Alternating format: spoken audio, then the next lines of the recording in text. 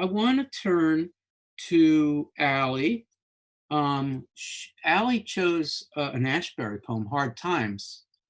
I'm surprised we all didn't pick this one. I want to ask Allie to comment a little bit on Hard Times, and then ask Dave and Jason to comment briefly on that once Allie is done. Go ahead, Allie. Yeah, so I think coming to this previous to COVID, I found this to be a very inscrutable poem. And in light of everything that's happening, I find it to it's almost made literalized to me. Oh, All God. of a sudden, The world is run on a shoestring.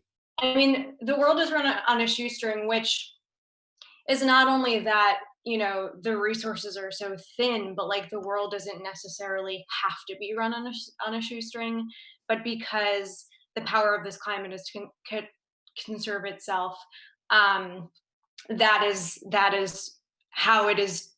That is how the powers that be are running it. And I think especially when we get to the last stanza, once they made the great trip to California and came out of it flushed, we get this kind of like reckoning or comeuppance with American exceptionalism. And I think previously when I like thought about this poem, there's a question of like, what are the stakes? And the stakes, I think when we have talked about this in the past have been, you know, this kind of like psychological reckoning with like the American dream, whereas here like the stakes are people and lives. And at the end of the day, it's too late. And so I think, you know, and now every day we'll have to dispel the notion of being like all the others.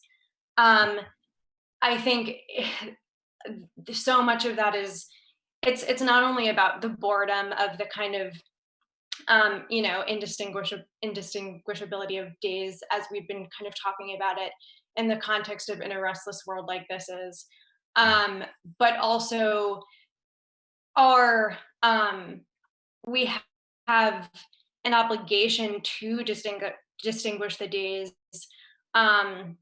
just in terms of tragedy and remembering that like all of these tragedies are personal as opposed to just kind of like accumulating massive of numbers. So I think you know, in like such a corroded system which this poem is exposing surprisingly very clearly and literally in this poem, it's on the reader to do the work of dispelling the notion of every day being like all of the others. Wow. You didn't seem to be reading from notes there. You just made the most extraordinary 2-paragraph reading of Hard Times that I've heard, and one of the best readings of Ashbery I've heard, because Ashbery is thought of as not a political poet, but you have just, I think, proven what I've always suspected about Hard Times, that it's a poem of deep political discernment. Yeah, and this is a moment where you know, you need Ashbery's incredibly sensitive perception of structures of power and how fucked up things are. I asked Jason and Dave to add a comment, and Punif is there also. I'd love for Punif thirdly to go. So brief thought, Dave, on what Allie just said or on the poem? Yeah, it really struck me when Ali said about how this is about remembering how all these tragedies are personal, because it seems like a lot of what this new pandemic time has done to us is really othered us from everybody else and made us depersonalize everybody else. Even the act of wearing a mask when you're out in public, it covers up half of your face, which is like half of your humanity. I mean, personally, I kind of like it. I like the feeling of being anonymous, but it really does make me even more of an outsider. And when we talk about this broadly, we're talking about what people will do when you open up the economy, when you do this. It's like it's us, and then we talk about people as this abstract entity, almost like economists talk about homo economist. You know, there are these entities out there that are abstract and not us. It depersonalizes persons. And it just struck me how Ali talked about this poem forcing us to remember that we uh, have to humanize humanity rather than let the society around us depersonalize it. Really well put. Thank you, Dave. Jason, what's quick thought on this? I see Jason's avatar and he's muted. Let's turn to Punif while we wait for Jason. Punif, could you hear all that? Yeah, definitely. Yeah. So what? I actually think in a very different way about this. I was reading, this Walt Whitman says that the real war will never get in the books, and the real war will never be in the poetry. So we'll never be able to actually only the people. Like I was reading the New Yorker, and there's this military medic who wrote a few poems which have been posted on that, and it was a really different way how everybody is looking at the pandemic, how we at home are looking at this, especially in our isolated corners, and how people on the war front are looking at this. Uh, we can't go out and we can't see what actually is happening, and Right. uh, definitely the poem really is about the isolated corners of the world, and Yeah. how we are all isolated. Yes. Wow. Punif, that was really brilliant because you're essentially making me think of the poem is about mediation. And you can Hmm. read a poem like this and think, oh well, Ashbery is the expert at living in a mediated life. And we're all like, oh yeah, well we don't. That's superfluous. But actually, as Dave was saying, you go around wearing a mask and you feel like that is actually intermediation itself. And we all get to experience the condition that Ashbery was talking about, which is dystopian. We're living in a dystopia even when we go out and shop with the mask. I was never more depressed during this pandemic than the other day when I went shopping. It was a long shopping trip, and I got one of these really powerful tight masks, and I really found the whole experience so distressing and so hard to communicate with the people about where things are, to get through the steaming up of my glasses. Just the whole experience was so. I'll never again take for granted what it's like to have a face in a space. Anyway, Jason, your quick thought on this? I mean, with this poem, especially the third stanza, I mean, I can't see the poem in front of me because I'm on my phone. I'll read the third stanza. Thanks. Whatever twists around it is decoration and can never be looked at as something isolated, apart. Get it? And he flashed a mouthful of aluminum teeth there in the darkness to tell however it gets down that it does at last. Shit.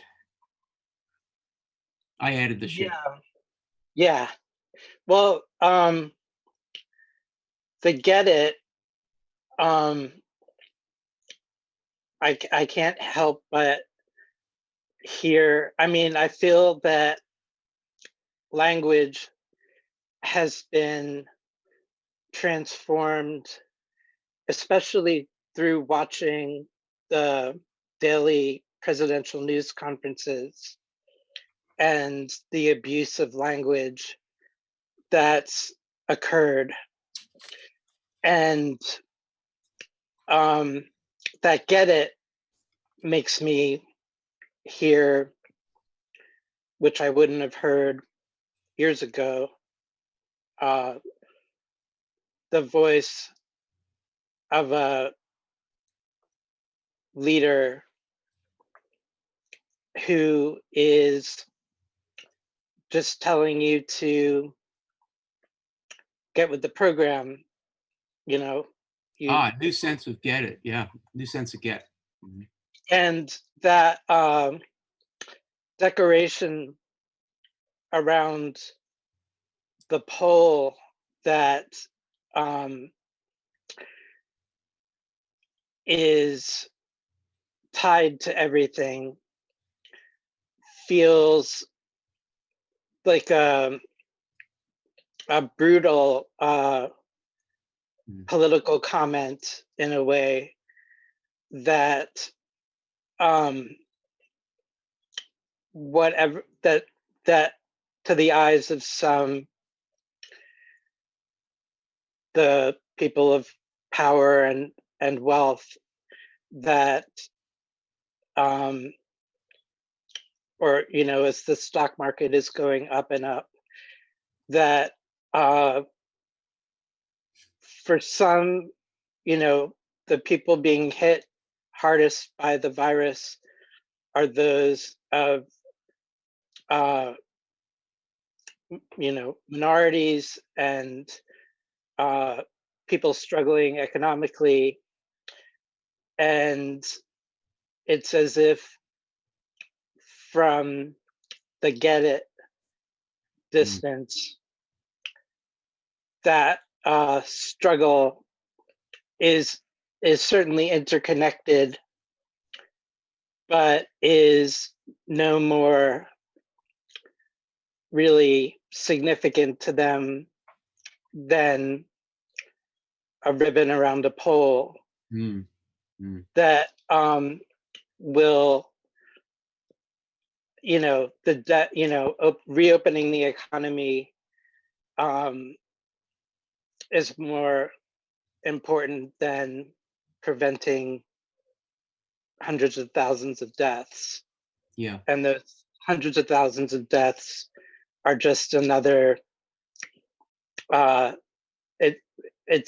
it's connected economically, but yeah, it's a system in which what happens to some is connected to others. Yeah. But not in an equivalent way. That's lovely and powerful. And Allie's wonderful reading, which I'm not going to forget soon, of this poem, created a really interesting, with Punith and Dave and Jason, a really interesting political reading of this poem. The poem is John Ashbery's Hard Times. It's in the main syllabus. It is, as Allie said, one of the more difficult poems in ModPo.